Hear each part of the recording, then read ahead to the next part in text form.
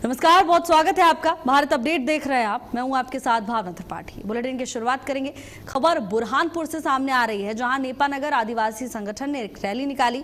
One अधिकार पट्टों की मांग को लेकर हजारों आदिवासी समाज के लोग सड़कों पर उतरे और विभिन्न मांगों को लेकर विशाल रैली निकाली गई। वन अधिकार अधिनियम के अंतर्गत पात्र हितग्राहियों को भूमि के पट्टे प्रदान करने की मांग को लेकर आयोजित इस रैली में बड़ी संख्या में आदिवासी समाज के लोग शामिल हुए।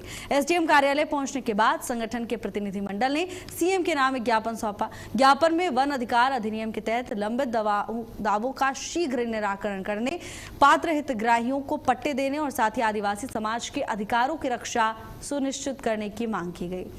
तो बुरहानपुर से तमाम तस्वीरें सामने आ रही हैं, जहां सीएम के नाम सभी लोगों ने एक ज्ञापन सौंपा है और अपनी मांगों को पूरा करने की दरख्वास्त की है। आदिवासी अधिकारों को लेकर ये रैली निकाली गई। तमाम लोग एकजुट हुए। आदिवासी समाज का शक्ति प्रदर्शन देखने को मिला है। वन अधिकार पट्टों को लेकर समाज की ओर से मांग उठाई गई है।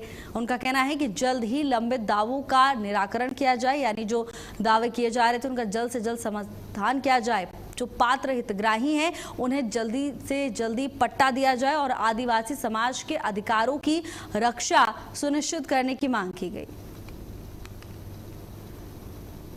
सीएम के नाम एक ज्ञापन सौंपा है और जल्द से जल्द मांगों को पूरा करने की अपील की है। आदिवासी अधिकारों को लेकर समाज की ओर से ये रैली निकाली गई है, जहां संगठन के प्रतिनिधिमंडल ने सीएम के नाम एक ज्ञापन सौंपा और ज्ञापन में वन अधिकार अधिनियम के तहत लंबित दावों का जल्द से जल्द निराकरण करने, पात्र हितग्राहियों के पट्टे देने और साथ ही आदिवासी समाज के अधिकारों की रक्षा सुनिश्चित करने की मांग समाज की ओर से उठाई गई।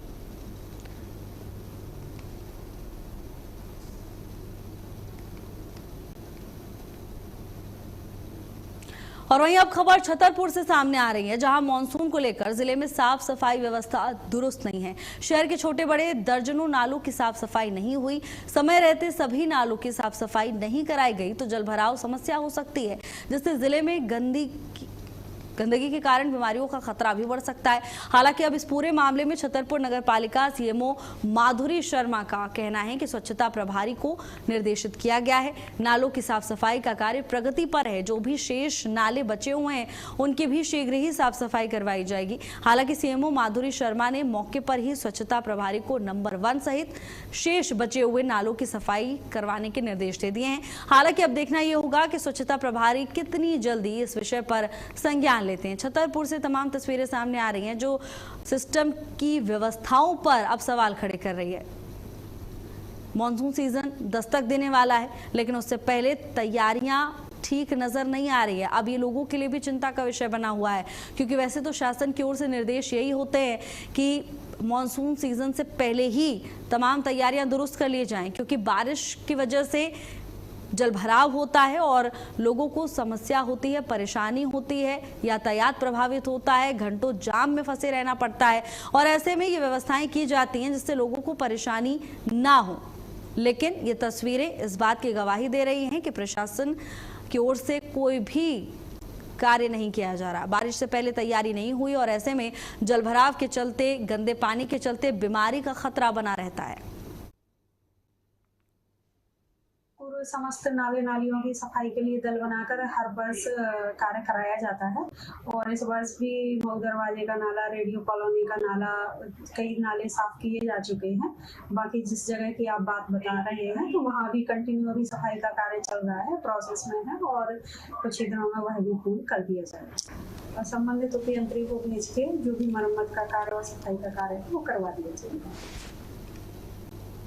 वहीं सीहोर के भेरुंदा तहसील स्थित गोरखपुर गांव में इंसानियत की मिसाल देखने को मिली। वन्य जीव, एक व्यक्ति और उनके बेटे ने जंगल में घायल अवस्था में पड़े एक बेजुबान वन्य जीव की जान बचाई। दोनों ने घायल जीव को सुरक्षित स्थान पर पहुंचाकर उनकी देखभाल की और उसकी हालत में सुधार देखने को मिला। पिछले 10 सालों से वन्य जीव संरक्षण के लिए समर्पित शफीक खान का यह प्रयास इंसान और प्रकृति के बीच संवेदनशील रिश्ते की एक मिसाल बनकर उभरा है और उनके इस कार्य की पूरे क्षेत्र भर में सराहना हो रही है। तो देखिए, सीहोर का ये पूरा मामला बताया जा रहा है, जहां घायल वन्य जीव मिलने पर एक परिवार ने वन्य जीव को वहां से उठाया और बेजुबान की रक्षा की। पिता पुत्र वन्य जीव के लिए फरिश्ते बनकर सामने आए। मामले की जानकारी विभाग को भी दी गई, जिसके बाद विभाग मौके पर पहुंचा। हालांकि अब बताया जा रहा है कि ये जो जीव है उसकी हालत में सुधार हुआ है, लेकिन जिस तरह से मदद के लिए ये परिवार वहां पर पहुंचा है, उसके बाद अब पूरे क्षेत्र में इनकी तारीफ हो रही है, सराहना की जा रही है। एक मिसाल के तौर पर उभरे हैं दोनों पिता और पुत्र। घायल जीव को सुरक्षित स्थान पर पहुंचाया, उसकी देखभाल की और इसके बाद वन्य जीव की हालत में सुधार देखने को मिला है। पिछले 10 सालों से वन्य जीव संरक्षण के लिए समर्पित शफीक खान का ये प्रयास अब इंसान और प्रकृति के बीच संवेदनशील रिश्ते की एक मिसाल बन गया है और उनकी इस कार्यशैली पर लोग तारीफ कर रहे हैं, सराहना कर रहे हैं। कहीं ना कहीं एक मिसाल के तौर पर भी इसे देखा जा रहा है। और वहीं अब खबर पन्ना से है, जहां जिला अस्पताल में एक बेहद दर्दनाक मामला सामने आया। बता दें कि एक महिला ने बेटे के गम में जहरीला पदार्थ खा लिया। परिजनों का आरोप है कि सूचना पर आपातकालीन स्थिति में 108 एम्बुलेंस 2.5 घंटे देरी से पहुंची। बेहद गंभीर हालत में जब उन्हें पन्ना जिला अस्पताल रेफर किया गया, महिला ने आधे रास्ते में ही दम तोड़ दिया। इतना ही नहीं, परिजन शव के साथ 3 घंटे तक अस्पताल में घूमते रहे, पर किसी ने गौर तक नहीं किया। हंगामे के बाद दूसरे डॉक्टर से पोस्टमार्टम कराया गया। मुख्य चिकित्सा एवं स्वास्थ्य अधिकारी CMHO डॉक्टर राजेश प्रसाद तिवारी ने मामले में सख्त रुख अपनाया है। ड्यूटी डॉक्टर को कारण बताओ नोटिस जारी किया। अब मामले को लेकर कार्रवाई की जा रही है। पन्ना का पूरा मामला बताया जा रहा है, जहां जिला अस्पताल में लापरवाही के चलते परिजनों का गुस्सा फूट पड़ा। पोस्टमार्टम में देरी की वजह से परिजन नाराज नजर आए। हालांकि मामले का संज्ञान जैसे ही अधिकारी को हुआ, CMHO को हुआ, उन्होंने तुरंत कार्रवाई की बात कही है। लापरवाह डॉक्टर को नोटिस भी जारी किया जा चुका है। हालांकि जिला अस्पताल में इस बड़ी लापरवाही के बाद परिजनों ने जोरदार हंगामा किया। पोस्टमार्टम में देरी और एम्बुलेंस आने में समय लगने को लेकर ये विवाद गर्माता हुआ दिखाई दिया। लेकिन जैसे ही मामले की शिकायत CMHO तक पहुंची, सख्त रुख अपनाया CMHO ने और आगे की कार्रवाई अब अमल में लाई जा रही है। पोस्टमार्टम में देरी और एम्बुलेंस आने में समय लगने के चलते परिजन परेशान हुए।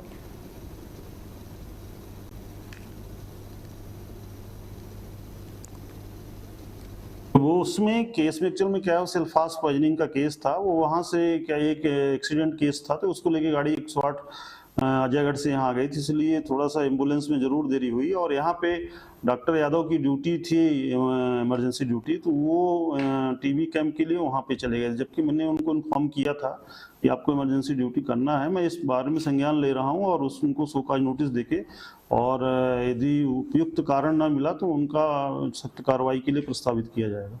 सर, क्या किया जाएगा कि आगे से इस तरीके की नहीं, बिल्कुल सख्त चेतावनी देंगे। और यदि हमको उचित उनका वो नहीं मिलेगा रीजन कि भाई हमारा कोई लेटर की हमको स्टेट से या कुछ इस गाइडलाइन ऐसी आई थी, और यदि आपने वैक्यूम किया है और ड्यूटी नहीं की है तो आप फिर। वहीं पन्ना जिले की ग्राम पंचायत बड़गाड़ी के नई बस्ती पुखर में आजादी के दशकों के बाद भी पेयजल संकट अभी भी बना हुआ है। हर घर जल योजना के दावों के बीच यहां के आदिवासी परिवार साफ पानी के लिए 1 किलोमीटर दूर निजी बोरवेल पर निर्भर हैं। बस्ती में मौजूद हैंडपंप और कुएं में जलस्तर गिरने से बेकार साबित हो रहे हैं ये जल संसाधन। अब ग्रामीणों का कहना है कि उन्हें इस भीषण गर्मी में सिर पर पानी ढोना पड़ रहा है। वहीं पंचायत प्रशासन ने जलस्तर गिरने के समस्या की वजह बताया और स्थायी समाधान के प्रयास का भरोसा दिया है। पन्ना का ये पूरा मामला है, जहां आदिवासी बूंद बूंद पानी को तरस रहे हैं। आजादी के कई दशकों के बाद भी पानी जैसी मूलभूत सुविधा से दूर है ये आदिवासी।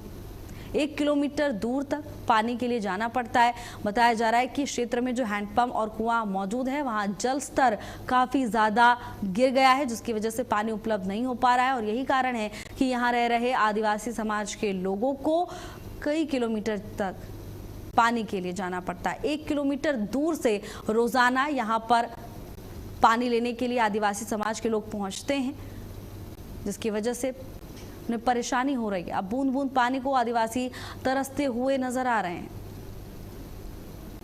हर घर जल के दावों की पोल खुलती हुई दिखाई दे रही है, जहां दावे किए जा रहे हैं कि हर घर जल योजना के तहत हर घर तक पानी पहुंचाया जा रहा है, हर व्यक्ति तक पानी पहुंचाया जा रहा है। लेकिन ये जो तस्वीरें सामने आ रही हैं वो इन दावों पर सवाल खड़े करती हैं।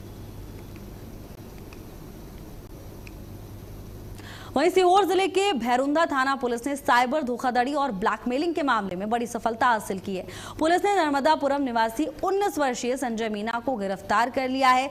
अब आरोपी ने सोशल मीडिया पर फर्जी पहचान बनाकर भैरुंदा के एक युवक को अपने जाल में फंसाया। करीब 17 लाख रुपए की ठगी की वारदात को अंजाम दिया है। कार्रवाई के दौरान पुलिस ने आरोपी के पास से 7 लाख रुपए कैश, 2,15,000 रुपए बैंक खाते में फ्रीज कराए हैं। साथ ही iPhone 17 प्रो समेत 2 मोबाइल भी जब्त किए। पुलिस मामले की आगे की जांच कर रही है। सीहोर में प्रशासन को एक बड़ी कामयाबी हाथ लगी है। पुलिस की बड़ी कार्रवाई से बदमाशों में हड़कंप मचा हुआ है।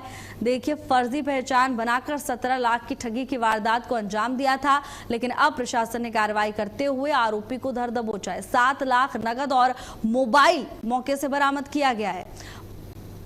पुलिस के इस बड़े एक्शन की अब क्षेत्र में जमकर तारीफ हो रही है।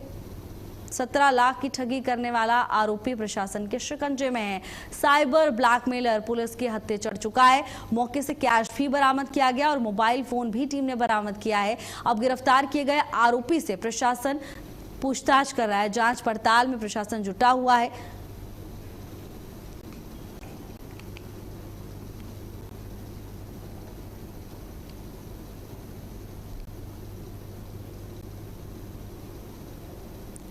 सात लाख नगद और मोबाइल मौके से बरामद किए गए हैं। पुलिस की ओर से ये बड़ी कार्रवाई की गई। मामले को लेकर प्रशासन अब आगे भी जांच कर रहा है। आरोपी से लगातार पूछताछ की जा रही है। वक्त हो चला एक छोटे से ब्रेक का, जल्द लौटेंगे ब्रेक के बाद।